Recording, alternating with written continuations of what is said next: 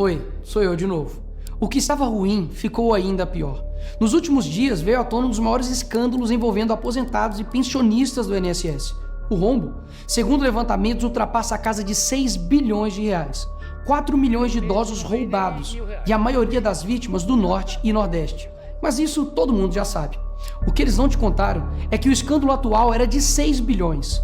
Hoje, com um novo relatório da CGU, mostrou que só em 2023, 35 mil reclamaram de fraude e o valor movimentado, 90 bilhões. 90 bilhões. Nós estamos diante do maior escândalo de corrupção da história do nosso país. E o golpe era o seguinte: aposentados eram filiados sem consentimento, tinham valores descontados direto do contra-cheque ou faziam empréstimos que eles nunca pediram. E daí, quando reclamavam, nada acontecia. Estamos falando do desvio de valores bilionários de pessoas doentes e idosas. Dinheiro que deveria estar no bolso de quem trabalhou a vida inteira e hoje depende da aposentadoria para viver. E é claro, vão espalhar a narrativa de que tudo começou no governo anterior. E já percebeu que no governo passado tudo era culpa só do presidente. E nesse governo nada é culpa do presidente? Mas olha só que interessante. As investigações mostraram que os descontos irregulares já vinham sendo praticados há anos. O que levou o governo Bolsonaro, em 2019, a apresentar a medida provisória 871, justamente para combater esse tipo de fraude em descontos. Ele obrigava os sindicatos e associações a comprovarem, a cada 2 anos, que o aposentado realmente estava autorizando aquele desconto. Adivinha quem ficou contra? Acertou, a esquerda. Como não bastasse, em 2022, com votos da esquerda, eles derrubaram essa lei. E o que será que aconteceu nos próximos anos? Bingo. Foi exatamente depois de derrubar esse mecanismo de proteção contra as fraudes que houve esse aumento absurdo de descontos indevidos. Ou no português claro, aumento absurdo de roubo contra idosos. Desenhando porque eu sei que tem gente que só entende assim. 2019, Bolsonaro faz lei para proteger esses idosos de fraudes. 2022, esquerda derruba essa lei no Congresso. 2023 e 2024, explosão de fraudes. E ainda tem gente surpresa com isso. Não foi o Alckmin que disse: o ladrão quer voltar à cena do crime. E de fato voltou.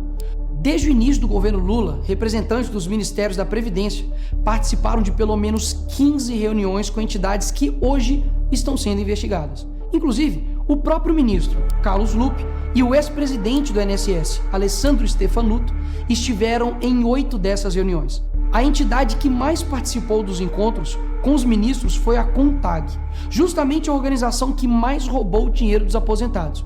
E o escândalo é ainda mais grave.